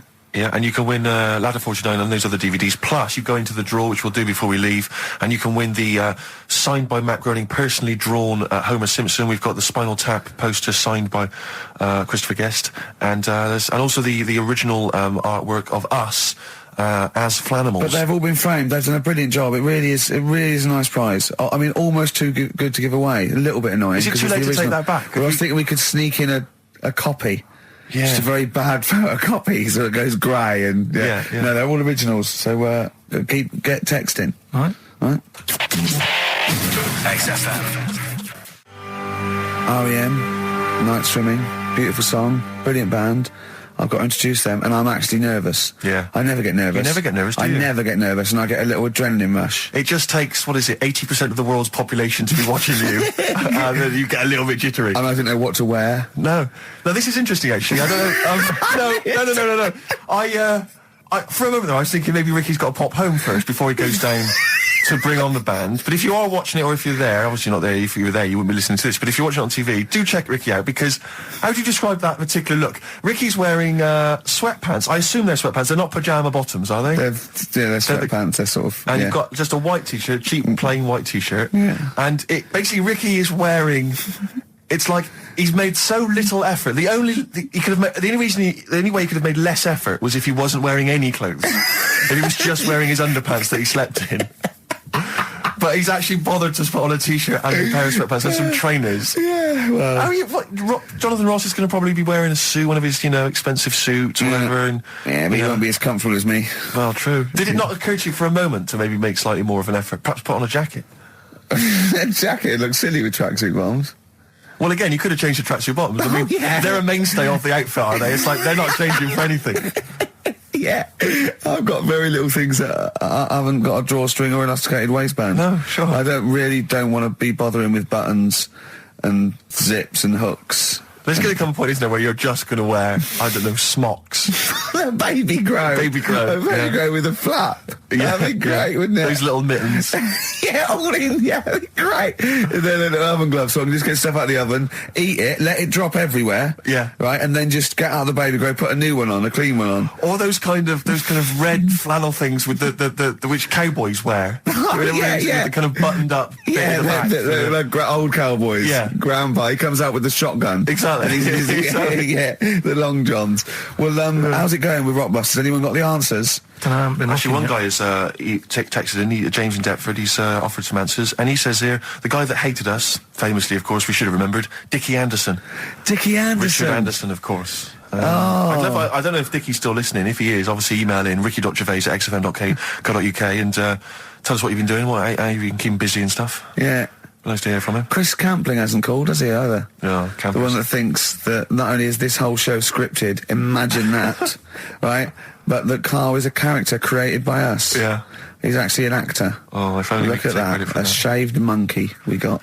I'll tell you, you're going to go along later to the Live 8 gig and you're probably going to see some bands that are going to make an effort to entertain you, but if you want entertainment, Rick, you know it. Go on. There's only one person to book. Go on. Me. If you you're perhaps Yeah. something to do, because I'm obviously a top Well, DJ on the radio, but where I really come into my own is DJing in any kind of club Well, environment. you told me you were DJing, I didn't go to it, DJing at a party, and you said the place was rocking, The place was roaring. and I loved it. Karl just said he was there and they weren't. Well, that's nonsense, Carl, They because you weren't, know so- very well that when I'd put on a tune, they'd cheer. Yeah, but it was late on in the night. They would have done that whatever you put on. That's nonsense. No, They they would said they were happy and everything. I'm not saying they weren't having a good time. It was your party. It was all right, but they weren't going mental like you're sort of making up. They were definitely going mental. When I put on the Proclaimers, they could not believe their luck. They would have walked 1,000 miles. Was it good though? Were they really, what were they doing? They were dancing, were they? Dancing and that, but they weren't sort of cheering, going, more and all that at the end. What are you talking about? Oh, Take wow. On Me came on, the big cheer went up. Oh, I don't know who to believe. I've been there, done it, Steve. I've been the DJ as well. Oh, it might be jealousy. It I might think be there's like professional jealousy there. yeah. I think it's because my fortunes are on the up and his are on the down. You know, we all know famously that he had Pilkington making music. his Didn't DJ happen. outfit. Didn't happen. I did enough. I just wanted to do enough to pay for the equipment. And I did. And that was that. But I don't like crowds, do I? But you're safe, aren't you? You're behind the little thing with the flashing But lights. I don't. There's still a lot of people and that. Forced fun. Don't like that. Forced It's fun. not forceful. They haven't got to It dance is. if they don't want to dance. Yeah. Don't like it. What do you mean your fortunes are on the up? Anyway, DJ, where were Well, you? I'll tell you, I was hired. Well, I say hired. I did it as a favour to a friend. His wedding the other week, and I got there. I was thinking, yeah, because everyone had their little role to play, and then people were doing a good job. I love you taking it seriously. And I going did. I to a spent wedding. ages putting together some CDs, special selection I CDs. love that. Because what I did was I burned them on iTunes. Did you turn up with your own headphones round your neck? Own headphones, wearing a suit, but headphones. Metal case. Didn't need it. Just had them all in one small box. Brilliant. Boom. I thought this is good stuff. I got some classics here. Give me an example. Give me an example of that, like the first hour, the warm-up hour. Rick, I'm coming straight in with Frankie Valli. Oh, what a night! Brilliant track. I mean, when those beats start at the beginning, who's not getting on the dance floor? Wait a minute, what's this following up? Go on. It's the Jacksons. Well, I Want You Back? I Want You Back. Brilliant. It sounds good at the moment, Karl. Yeah. So I'm thinking, at least I'm gonna roar this, because they laid on a good spread. The ceremony was nice, food was nice. I'm thinking this is going to be the piece de resistance. Yeah. Alarm bell started ringing. Why? When I realised there was a marquee outside. Of course, it's a balmy summer evening. I'm stuck inside on the dance floor. So I'm thinking I'm going to be struggling here to get them in. Even with flavours like this, I thought I'd struggle, Rick. So I'm sat there in my suit. I'm sat behind this little DJ console. I've got all the big numbers. There's one or two people making some token effort, but frankly, most people are outside everywhere. no. I was livid. Of course, they couldn't hear it out there. So I was playing to an empty room, really, and I was furious. I was absolutely furious. Because, I mean, what is, they're wasting my time.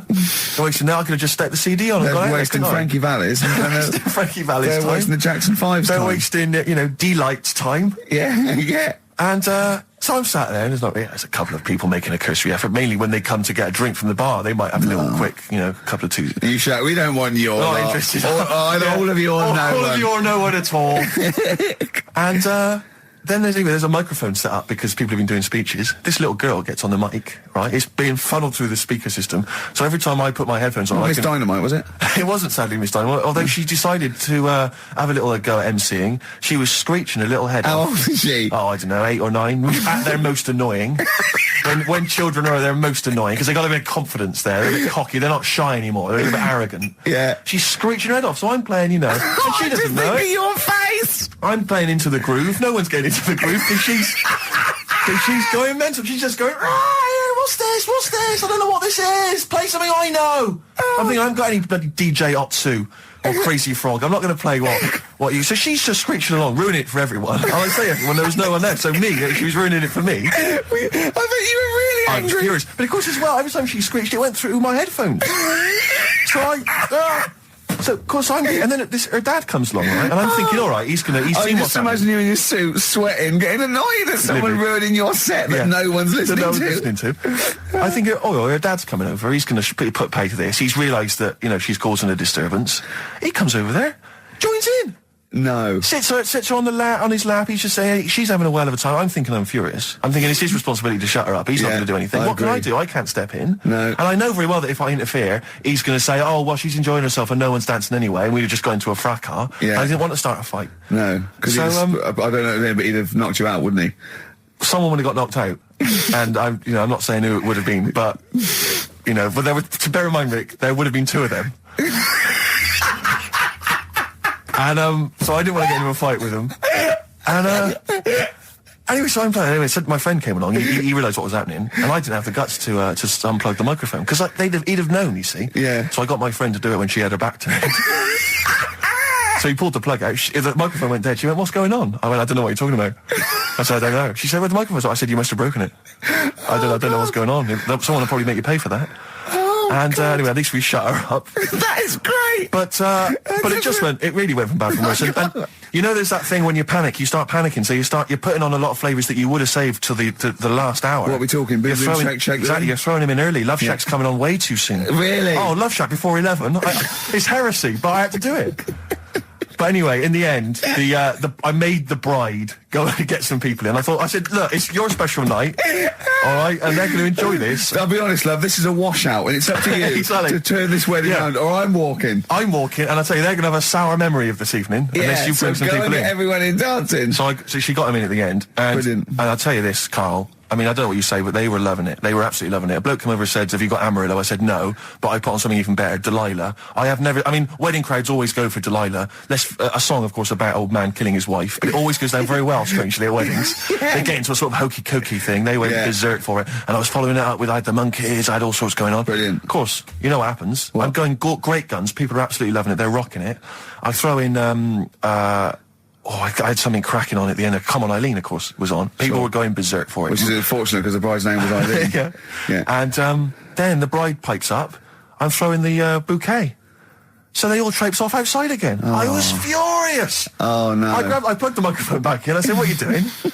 We got, but they went out. Then, of course, you can't get them back once they've done that because all the women are running around. I got the thing. And then they got to wave everyone off, throw the confetti. They ruined your day. I was having a great time and they ruined it. She ruined your special day. She ruined my special night. Oh, no. It's on her head. What would you put on about now, Karl? What if I was DJing? Yeah. Probably a bit of world party. Go on then. Interesting. Put the message in the box, put the message in the car, drive the car around the world, and I'm imagining, Rick, that message is make poverty history. That's world party, put the message in the box. Yeah. Can I just say quickly while I think of it, we get a lot of emails from people, a lot of texts saying, can you send a big shout out, stuff like that. I've just looked at one now, Scott and Julie in Australia listening, they want a big shout out, big shout to them. But there's so many people that do it, and I'm obviously just want to say, sorry we never get to your emails. We're very, very lazy. We never really get to look through them. But we obviously do appreciate you emailing in, texting in, stuff like that. And also, can I send a big shout out to my grandparents, who I believe might be listening on their new digital radio? They're pretty high tech. Very nice country. Yeah. Are they the merchants of Bristol? Merchants, yeah. Props Good. to them. Props to them, yeah. It's a slightly truncated show, isn't it, today, Karl? We've got I don't monkey like news, I would it. trust. I don't like change, and that's what's happened. I'm not You happy don't, do today. you? You're like Rain Man. Yeah. He really is like Rain Man. Anything change, he's got to get in a little routine. You can't. I don't like to. I'm not like Suzanne's mum and dad and what have you, where routine cannot change no matter what. Like what? Well, we've talked about it where, if it's a Tuesday, I'm having sausage, egg and chips no matter where I am. That's what they're like. Right. That's what they'll remember, actually. When I'm saying about stuff about Live 8 and all that, people will remember. If people said to a dad, you remember Live 8? Okay, what day was it on? Tuesday, when we had sausage, egg and chips. Nothing changes. But the thing is, today, normally we have a bit of a, I know what we're doing where and all that, and it's all sort of messed up. We don't usually know what we're doing where. We say, what should we do next? No, Go, what? but I know, like, Rockbusters has been done early. Right. So that's normally done at Because that's about really 5 throwing you. I minutes. say, I just I don't like all this change and that. It's messing about, isn't it? Rain Man. So what do you want now? Well, what about Song with the Story? See, right, well, last week... Look at him, he's in a genuinely foul mood. No, there. he's actually rocking. Yeah. He's actually rocking like Rain Man as well. Last week we did, like you say, Eric Clapton. This is the section where we play a song with a story. I think every song, if it's a good song, it's got a story. You've got to listen to it, sort of, from the start. You get in the middle, you're going, oh, how's it going to end and all that. Yeah. You wait another minute, you know the ending, you're happy.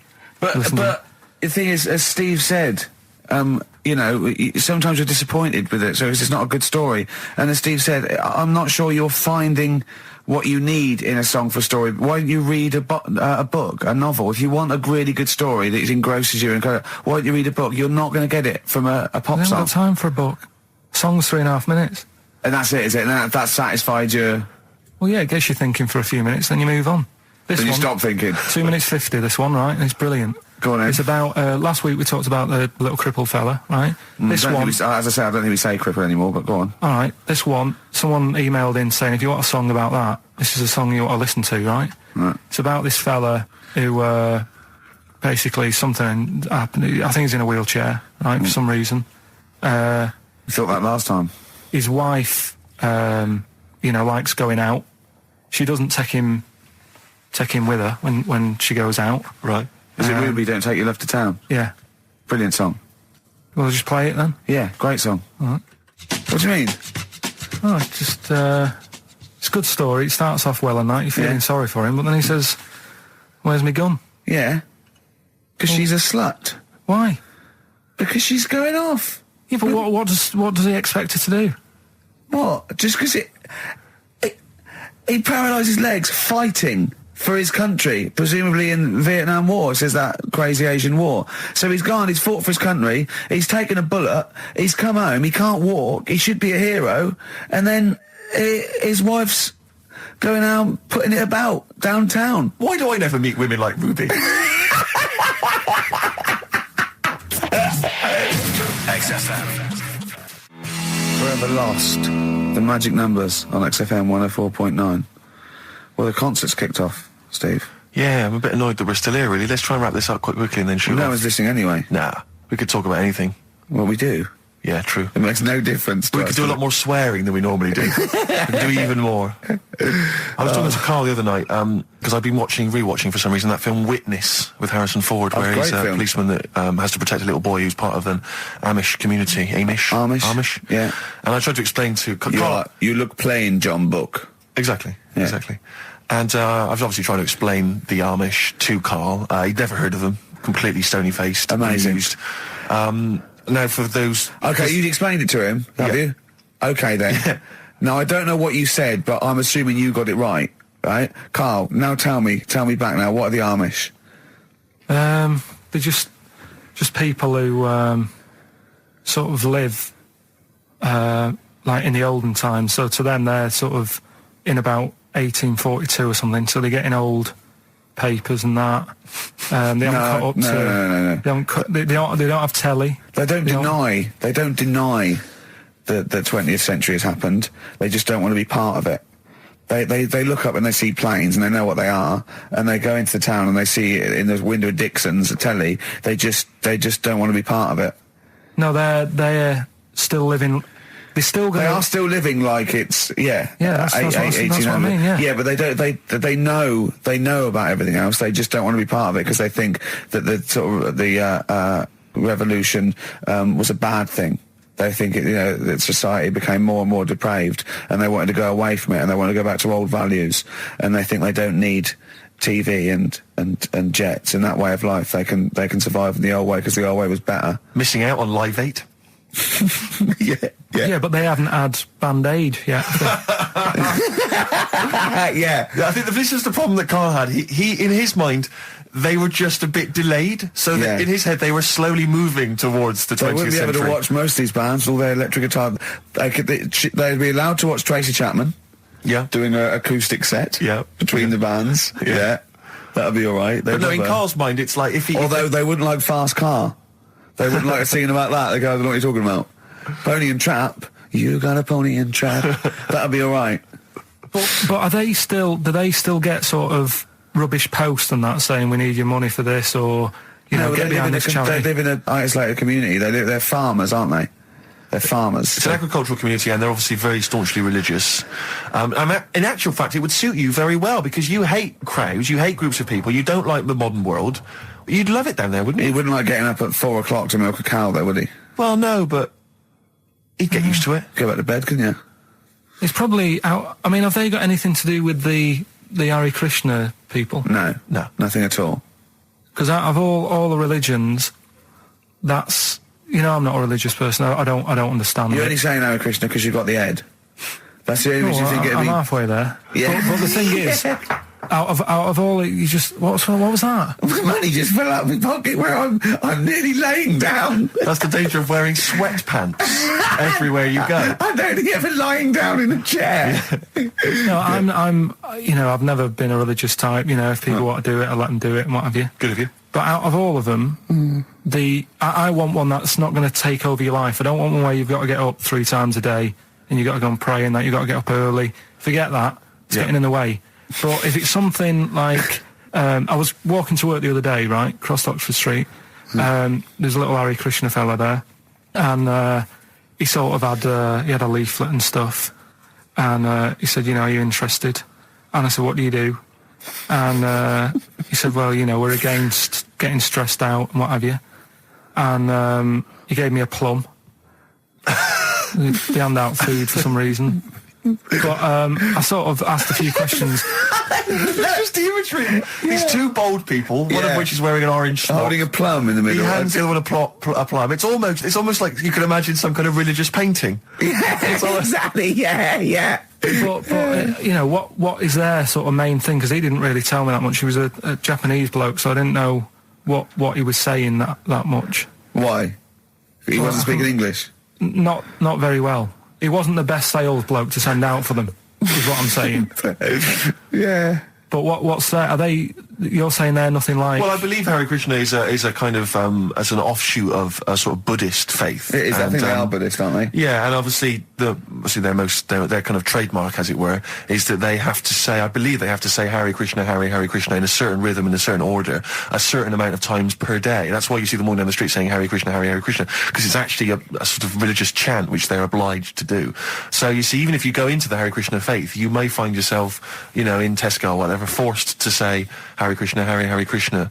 Perhaps out loud, not just thinking it. Yeah, no, out loud. You can put it on an iPod and you can put that on an iPod. No, it doesn't count. No, I think you have to actually say it. So I guess that kind of eats into your social life a little bit. And there's the wearing orange as well. Particularly frustrating, I imagine, if you're in a cinema or a library. A little bit awkward there, midway through. Or Star you Wars, live next door to a bloke called Hare Krishna, who constantly thinks you're calling him. Yeah, that probably. Yeah, so that's in essence. I mean, I don't think we've quite done the Hare Krishna faith its full service there, but so interesting to you. I mean, you got handed a plum. You've been treated well by them. Yeah, well, but he couldn't tell. I just wanted to know how much time it would take up. What are the benefits? What can you do? What can I think the benefits are they probably don't get stressed out. They've probably got that sort of that zen, that chi-ness about them where they try and interact and quite meditative. Yeah. I've got some nice trainers as well, don't they, with their orange. What are you looking for then in a faith, Karl? You say what are the benefits? I mean, obviously Catholicism, you get the communion wine and bread, so... Yeah, but I can afford that. Right. Probably, just I like the Crusaders. I was forced into joining that as a kid, because a mate sort of joined it, and he sort of said, "Are you joining?" I sort of swore at him. I said, "I'm not doing that." Right? Yeah. He said, "Right, if you don't come with me, I'll tell your mum that you just swore." So I was like, "Oh." So I went. So I went along, and I used to just go on the Friday when they played, Sabutio and stuff. And then I went on one Sunday, and it was totally different. There was no Sabutio. There was no sort of table tennis. The thing where you hold a thing and knock things over. Skittles. There was all that on a Friday. Went on the Sunday, it was rubbish. He said, "Right, sit down in this room." They gave me a Bible. Thought, this looks too heavy, this is too big, I'm not interested in this book. And I never went again. I used to hide on a Sunday when they came round. And that's been the only sort of... I suddenly, why did it suddenly turn out to have to hide on a Sunday when they're coming round? Because they wouldn't leave. Who was it? Were they adults? It was well, he seemed like an adult to me at the time, but he was probably about 27. Well, that is an adult. Yeah, but do you know what I mean? He seemed a lot older when I was a kid. Yeah. And he came knocking and that, and he used to say to me, "Mum, I'll just tell him I'm ill or something." And he used to hang around to see if I'd eventually come out to play and that. And if I did, I think they would have grabbed me and took me there. I love the idea that for you, religion has to bring with it some kind of gift. It's like, join our faith and you get an alarm clock radio. It's like something like I think religion does bring a gift. Usually, it's the gift of the Lord. Well, the gift of everlasting life, isn't it? And that's the problem with it, A lot of people believe in it because they think... But for Karl, his feeling is like, that should be a given. That's safe. I'm definitely going home with eternal life. But what else can I have? Is there an iPod? You have to have a religion? Because obviously I don't have a religion. I don't miss it, and I wouldn't want one. I'm an atheist. And that's out of belief. That's out of logic. And we don't get into the politics or the morality of it. Why do you feel you need a religion? Why don't you just get a hobby? Well, I didn't want one. I don't want one. I just was saying that, if I was to get one, which one would I go for? Is what I'm saying. I'd like to see you perhaps as a Jew. I think Judaism would suit you well, I think. What are the hours like for that? Tough. Can be tricky. That's what I mean. I don't want anything that's, And they have a day where they don't eat and stuff. I couldn't be doing that. So then they have days when they eat too much. Yeah, but what happens if I'm not that hungry that day? like I say, I don't like change. You know what I mean? I like my Cheerios in the morning. I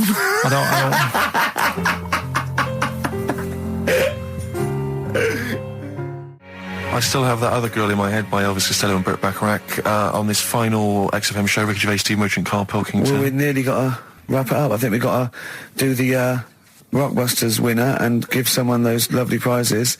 Monkey News, then we're out of here. We'll maybe come back, maybe do some Christmas specials. I don't want to make any promises.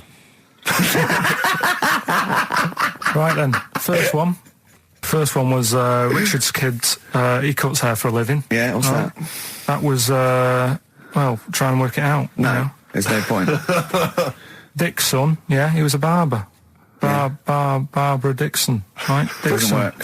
Dixon, well, again, Barbara Dixon. Right, Her name wasn't Barbara Dixon, was it? So that's that one. Did Ronnie Corbett ever say, ladies and gentlemen, Miss Barbara Dixon? Second no, one. Never did he? Never did. I have a problem saying the French word for well. What's the French word for well? Bon, isn't it? That's good. What? No, that's good though. Bell? Well, no, what?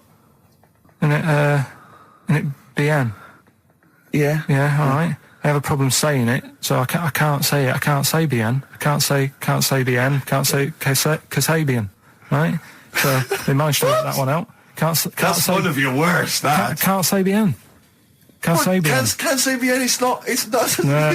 And the last one. Work. That's terrible. 8 kebabs, 2 kebabs, plus 57 kebabs, times 27 kebabs. This fella is struggling working it out. What's the answer there? DS. Right? A Donna sum. Right? So he's struggling working it out. It's a Donna sum. Right? So they got that right as well. So What was the answer? Donna Summer. Donna Summer. Yeah, Donna Summer. So just pick went one, out on a high Steve. then. Steve, just pick one. We went out on a high. That was shocking. What about let's have a look. There's Well, it's the first one to get all three. Steve, what's the first one with all three? Well, there's so many here. Yeah, but it's just the first one that came through in time-wise. probably that one. No, I don't like Rob because he's been slagging us off. In fact, no, let's give it to Rob. He If hates he's the show. first, if he's the first... No, to be honest with you, Rob's been slagging us off, but at least he knows. I mean, at least he's got some taste. Yeah. You know? Yeah, well, what if he was the first, then Rob's the winner? Well, yeah, well, give Rob, he gets Ladder 49 and a bunch of other DVDs, but that means he goes straight into the you're hat putting him for in the big there now. draw. I'm just going to write his name now, I'm going to throw that straight in the hat. I can imagine that no one, even the people who've entered, are that excited. Not because the prizes aren't great, but I'm worried that they don't appreciate it, Rick. Do you know, I get the feeling that our listeners, they just don't appreciate the fact that we've gone to all this trouble. We've got the Homer Simpson drawing and things like that. I just feel like these people don't deserve it. Do you know what? It's weird. I just wish we had a better quality of listener. Like, people who listen to Radio 2, they deserve it. You know, they're elderly and infirm, some of them. It would really cheer them up. But our lot, you know, drug addicts. Yeah, let me pick that out. Truck drivers. So I've just put all the names in the hat, all the previous winners from the previous weeks, and Rob as well. Is this Pilky going to put it out? Do you want Pilky or do you want Ricky? Oh, well, let's have the shaved monkey do it. All right. Plunge your hand in there. Is it just... That's one, isn't it? That's it, just pull that one out, check who it is. Right, it's Gavin Thompson in Edinburgh. Well done, Gav. Are we going to get them up there? That's not his problem. You got to post them. You got to pay. They're amazing prizes. Yeah, but the Spinal Tap one, it's about 5 foot, isn't it? Well, they can post it. It'll cost them a few quid. It's a radio station. I think he should have to come and collect it. No, just because then it'll at least it'll prove that Where's he's he interested. from? Edinburgh. Give it to Bob Geldof. I'll give it to Bob Geldof. He's walking up there. He can jog it. XFM. Chewing breaks. Fishing for a dream. That's what we're fishing for, isn't it? We're fishing for a dream today. What's that that mean? dream? Poverty. I don't know what I was talking about. It doesn't matter what you're saying, Rick. No one's listening. No one's listening. Well, we've got to finish anyway. Think about the fact that think how small our percentage of listeners is anyway. Anyway, and then you two are on stage at the moment. This is like broadcasting during Christmas dinner. This is the same. It's just on the pointless. hospital radio. Yeah. Yeah, exactly. Where everyone's got an iPod for Christmas. Yeah. On the ward. yeah. Well, we're going to go through now till 5:30, and I've got to rush off, I'm afraid, to Live 8. Don't apologise, mate. When people see the glam that you're bringing to that event, they don't even care about the people introducing it. Comedians going, ladies and gentlemen, just get on with it. No, I agree. No, I've got a good joint here. Two blokes will get on with it. Bring on Madonna.